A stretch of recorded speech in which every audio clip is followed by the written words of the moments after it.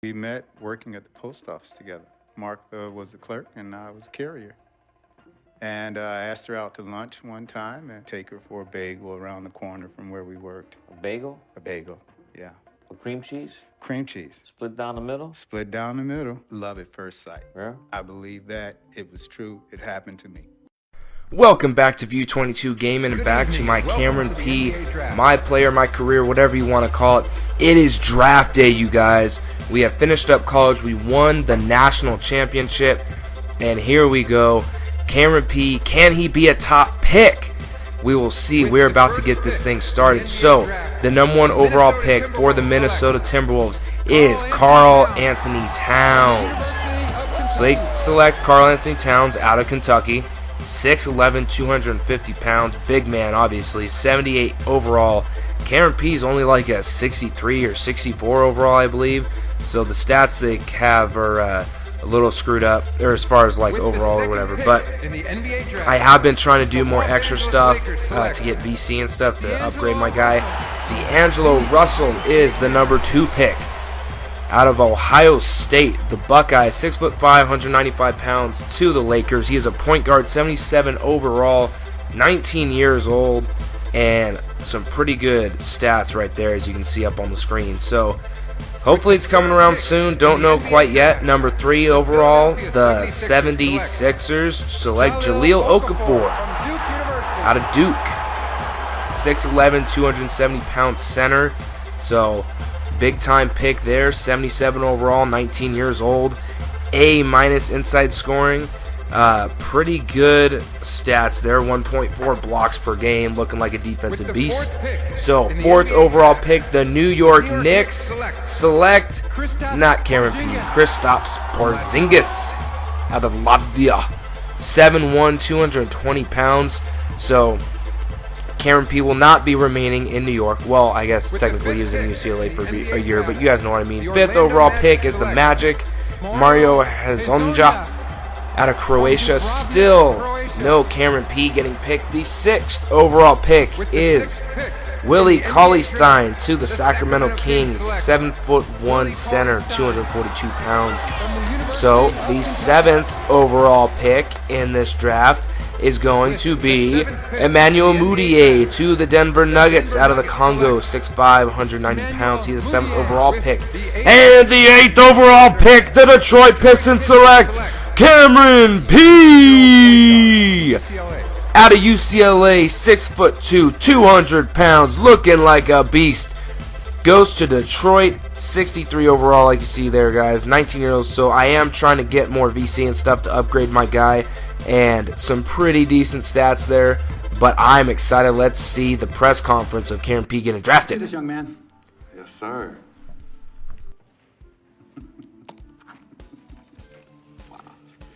Ladies and gentlemen, please welcome Frequency Vibration. Welcome aboard, young man. Welcome aboard.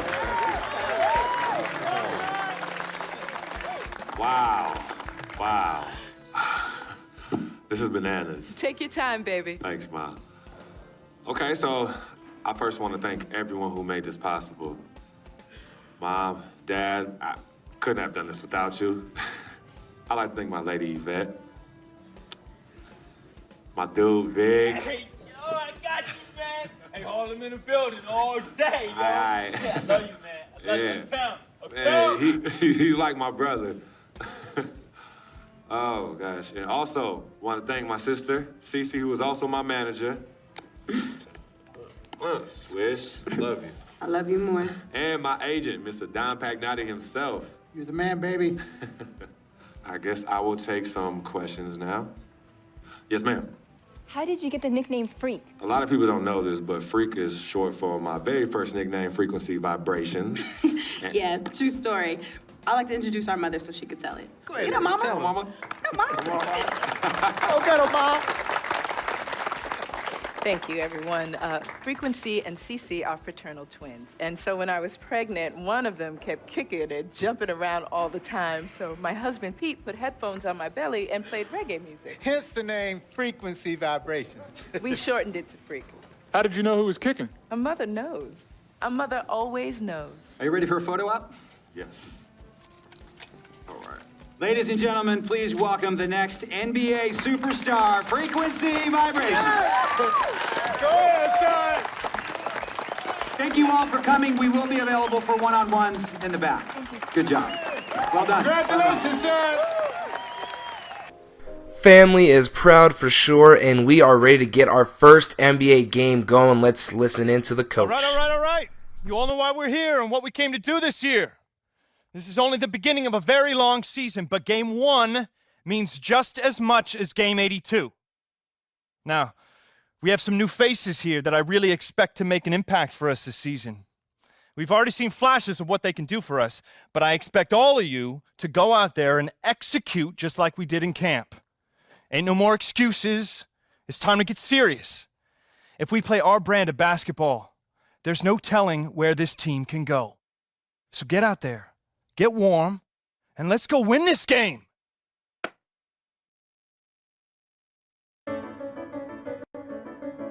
Here we go, my first NBA game. This is something I've been waiting for my entire life. And to be honest, I'm a little bit nervous. But I know this is where I belong. So I just gotta get out there and do what I was born to do. I hope I can make my family proud. All right, guys. Coach is not playing around. I need to go out there. I need to impress. I need to show the NBA that Cameron P is here to stay. That I am here to wreck this freaking league, man. There's the Atlanta Hawk girls. I don't know what you call them. They're just their cheerleaders or whatever. But they are dancing, looking fine. I am not commenting about video game girls looking fine. No, I'm not. On to the game. Of course, we are not in the starting five just yet. We are a rookie. We are 63 overall. So that will probably take some time. It's a little frustrating, though, that you only get to play 8 games as a rookie. So I guess it's more for the story. But we are ready for tip-off. Cameron P will be watching from the bench, as the Pistons start off with the ball. So when I come in, I am taking on Dennis Schroeder. So this guy is a 76 overall point guard. He is a good player, and he will be tough to stop. So I need to step up my game defensively and try to shut this guy down. So let's go ahead and jump into the gameplay and see how Cameron P fares against Mr. Schroeder and how he looks in his first NBA action. Here we go, baby. Subbed in at point guard. We are up by 9 points, up 24-15 in the first quarter. Making some moves there, and I was a little late moving, but he ends up getting to the basket, whatever you want to call it. So we are up 26-15 now. Cameron P is late guarding him, and I don't know why. I pressed the triangle button to try to go up and block, and they're just super late. So about playing in his first NBA game.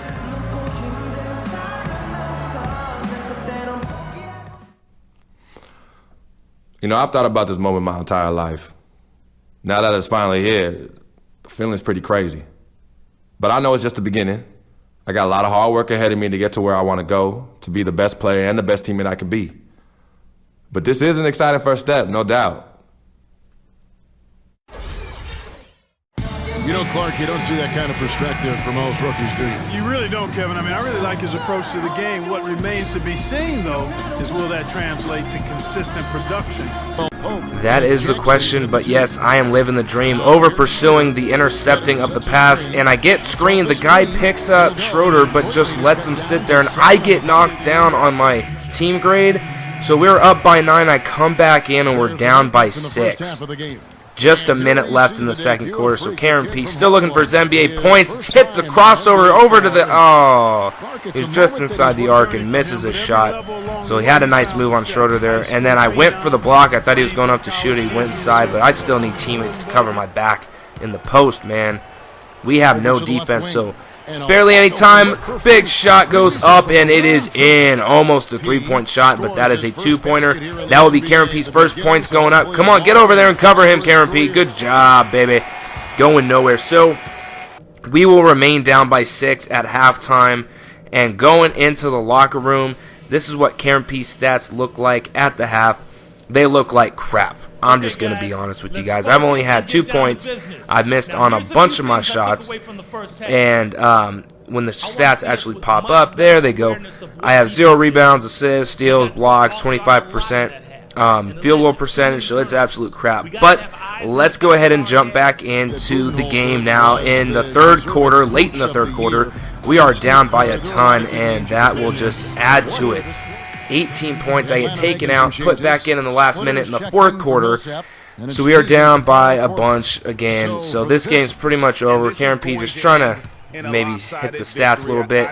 Called for a screen, didn't really work too well, and I wasn't trying to shoot it there. I was trying to go lay it up, but they had him pull up for a jumper, so that really sucked. And no one's covering that guy wide open. Of course that's going in. My goodness. 104-86. That will do it. This game is over. What an embarrassing performance for Karen P in his first game in the NBA. That sucked, guys. Let's make it up in New York. I'm coming home. New York City, baby. I'll be honest. I'm pretty excited. Mama, Pops, and Cece, yeah, they're going to be there. Playing in front of them in the NBA uniform for the first time is going to be a special moment for me.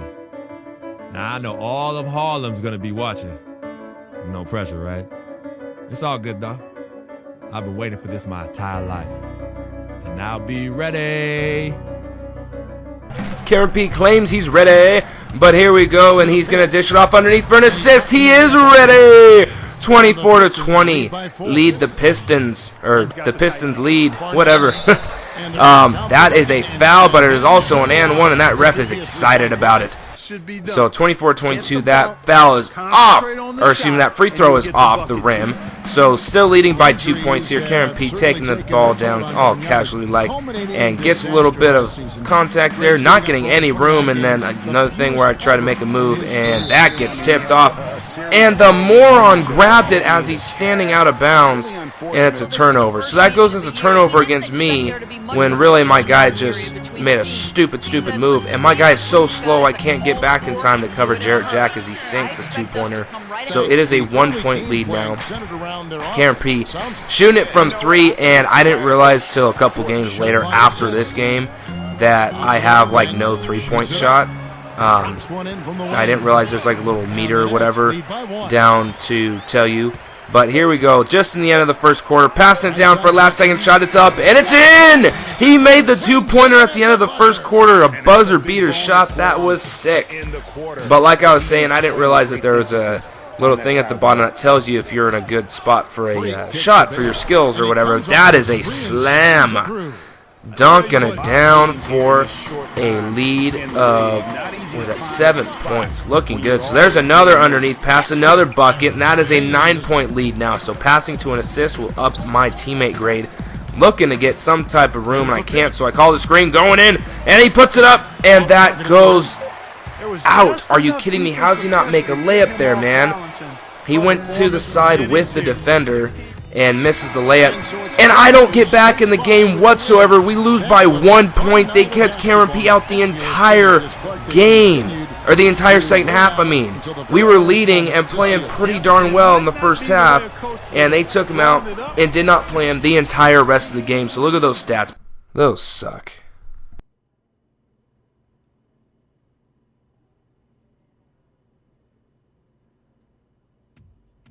What a life, eh, freak? 1 minute you're playing 21 and horse on the courts in Harlem, and the next moment you're in the showroom, configuring the gunmetal and graphite exterior of your luxury car and your iPad mini. Oh, I bet you get a crazy crowd when you drive that car around the block in the old neighborhood, huh? Yeah, I'm living the dream. Bad pandemonium, but folks from back around the way are real proud of me. Yeah, I hear you. Local kid makes good. You know, it kind of reminds me of when I took my tech stock public and I rang the New York Stock Exchange bell, and my mom's friends called her up and said, "Maggie, is that your son on Bloomberg News this morning ringing the bell?" And my mom says, "Yes, sirree, Bob, it was him." That was a great moment, freak. And you know, our lives are like a pearl necklace of great moments, all strung together with the finest silk thread of memories. And we have to be very careful how we cultivate those pearls and we thread that necklace. Does this meeting by any chance have to do with Vic Van Leer? I grew up in the burbs, freak. I wasn't poor, upper middle class, comfortable. My daddy worked as an accountant for one of the largest insurance firms in the country. Smart with his money. Mom didn't have to work. I went to boarding school. And then my dad died of a heart attack when I was a freshman at MIT. I was a movie geek, wanted to be a civil engineer, but I made my fortune by becoming a hybrid of both those interests. My dad didn't want me to be an accountant. Oh, listen to this. My best friend was a guy named Isidore. Yeah, we called him Izzy. He was one of the smartest human beings I have ever met in my life. I mean, Izzy was taking second-year college calculus courses as a high school sophomore, right? Straight-A student, full ride to MIT. Izzy had the world at his fingertips. But he was always looking for trouble, and trouble found him. He ran with the wrong crowd. And when we got to MIT, he got this great job working for a financial consulting firm in Boston. But every weekend, he would fly to Vegas. You see, Izzy had a system for counting cards in Vegas that had the big casinos on the Strip. Oh, stymied. He would come back to MIT with suitcases filled with $200,000 in cold cash. What? Yeah. So your man Izzy was getting hit off like that? Like a fat rat in a cheddar cheese factory, freak. Okay, so what happened to this dude Izzy? Because he's dope. No, not dope. Dead. After he'd been missing for 3 weeks, the Nevada State Police never found hide nor hair of Isidore. And our friendship took a hit when he asked me to hang out with him in Vegas, and I said I wouldn't do it because I knew he was on a dark and twisted path in his life. And yes, he was my dude. But no way was I gonna throw my life away trying to show my loyalty to a guy who really and truly didn't understand what loyalty was all about. So this meeting is about Vic. Correctamente. Okay, well, sir, Vic isn't Izzy. And why's that, freak? Well, for one thing, you and your dead friend Izzy didn't grow up poor. Me and Vic grew up in a neighborhood where we had to look over our shoulder every 2 seconds to make sure nobody was going to walk up on us and rob us. True. Izzy and I did not grow up in the hood. But we, like you, thankfully grew up in a 2-parent household. But even that wasn't enough for Izzy. He wasn't satisfied. He was always looking for a 5-alarm fire when he already had the warmth and comfort of a loving family. This is not about class warfare, freak. This is about the consequences of making bad choices and risking it all when you feel like you have nothing to lose. Vic is like a brother to me, sir. But you shouldn't be Brother Vic's keeper, freak. Would a brother go looking for trouble and put your career and your livelihood at risk by getting into fights at nightclubs and seedy after-hour joints and then scream to the media, "Yeah, it's all good, I'm an FOF, friendo freak. It's all misunderstanding. Y'all be haters, don't hate my game." I don't think a brother would do that to someone they really cared about, but a guy who looked at you like a meal ticket would. No. See, you don't understand Vic. Really? I don't understand. No.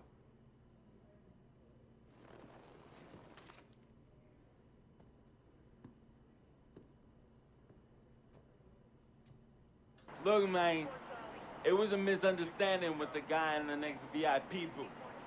His honey started flirting with me, so naturally I started flirting back. Next thing I know, Captain Cornball's off my grill piece beefing. Next thing he know, he got a 2-piece and a biscuit on his left eye. Hey, I don't know who hit him. And it damn sure wasn't me. Hey, Captain Cornball's mad because I'm an FOF, friend of freak. Hey, but check this out, though. He needs to train that hottie before he leave the house, though. Yo, he's hotties ain't loyal, man. What's there to understand? Are you freaking blind? You know, I just want to know, how much did you pay your lawyers to make all this go away? Almost $100,000. Excuse me, son, I'm sorry, I couldn't hear you. I said I paid almost $100,000. Exactly. And if you keep riding shotgun with Vic, you're gonna go broke. Quick, fast, and in a hurry. Look, Vic is my friend, and I grew up with him. How many times I gotta tell you, sir? Freak, this is not a request.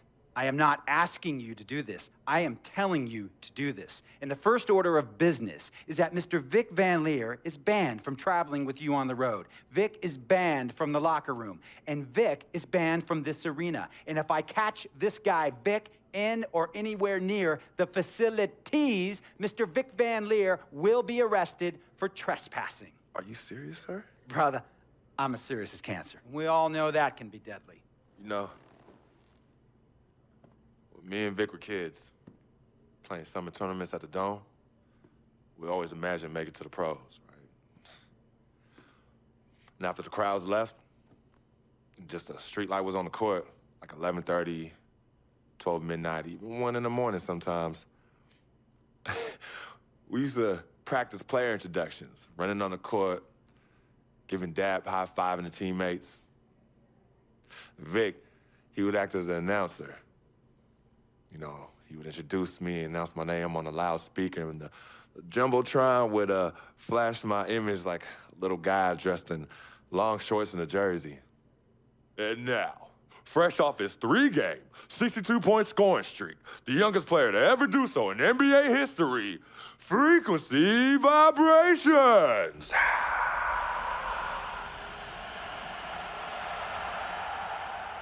So me and Vic would sit in those empty bleachers at the Dome and dream like nobody's business. And now I'm living a dream. For real. And in so many ways, Vic was part of that. Please, listen to me. I mean, I know this guy's your dude from way back. Look, me and Vic go way back like the front seats of a '67 Cadillac. That's good. We go way back. Did you say front seats? Front seats of a '67 Cadillac. We go way back like the front seats of a '67 Cadillac. Well, Jiminy Crickets. I'm gonna be the hit once again at Herbie Allen's Sun Valley Shindig because my fellow billionaires love it when I walk and talk that talk. So that almost sounds... No, let me tell you exactly what it sounds like. I respect, admire, and most importantly, love you as a human being and a role model. But I pay you a lot. And I mean, I pay you a lot of money to play for my team. And I am in this game to win it. And you can't win it with an albatross around your neck like Vic. So Vic is done. History. And here's some more lingo that I picked up from a former megastar who used to play for me several seasons ago. Thought I would never release him until I did. And now he's the 6th man on a struggling team in Venice. And yeah, I'm talking Venice with the canals and the gondolas and Harry's Bar, not the street ballers next to the fortune tellers on the beach in Cali. This guy used to tell me when he thought there was a player destroying our team, don't be a hero, cut that zero. And that is what I am telling you about Vic, freak. Don't be a hero, cut that zero. The only thing Vic brings into your life is headache and unwanted and unnecessary negative attention. And it will begin to affect your mindset. And when it affects your mindset, it's gonna affect your play. And when it affects your play, it's gonna affect my team. And when it affects my team, it's gonna affect my money. And if it affects my money, Google Translate will become your new freaking friend. I want a championship ring, freak, and I want you to help me get that ring. And banners after banners hanging from the rafters in this arena. So, freak, hear me clearly and hear me good.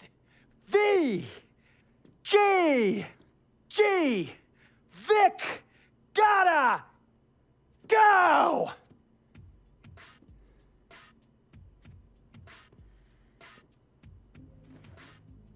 Handle your business.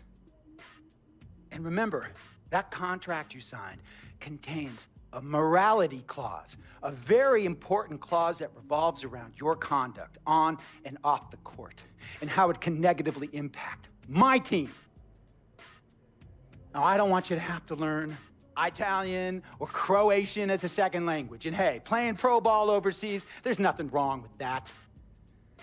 But the arenas are nothing like this, nor will the money be the same. And on top of all of that, this is the U.S. of A., the greatest freaking country in the world. Ask yourself, is Vic worth all that? Think about it. Think long, think wrong. Tell you about Vic. He has his bad rap. It's not, and I understand some of his judgments might shadow his actual character. He's not that at all. Man, Vic, let me tell you something. We actually, we have love for each other. We're brothers. Blood couldn't make us any closer at all. I mean, he has so much loyalty to me and to my family. You could see even Cece, has issues with him, but he still loves her. He still loves her. Wow, guys, that was ridiculous. The owner's like freaking bipolar or something. He was going off, man. So, part of it I can respect, Freak's, loyalty to his friend stuff, but I can see what the owner's saying. You have to be like blind not to realize that this guy's going to bring Freak down. So, as much as he's been a brother and been a friend and everything, either he needs to clean up the act and stop being ridiculous and grow up, or he needs to just straight up, just cut him loose. So, that kind of is what it is. And, a lot of threats there from the owner. He seems kind of nuts. I'll definitely take that into consideration when I look to go, in free agency, whether I want to re-sign or sign with someone else. So keep that in mind, guys. But that should just about wrap up this video. I was just fixing up my character a little bit. The eyes were kind of funky before. So I flipped through and found the right ones that I liked. And I ended up coming back to eye 4. So don't get worried. I was going to pick some freaky eyes. But owner is freaking nuts. And I am excited to play out the rest of this rookie season. I'll see you guys on the flip side. Peace.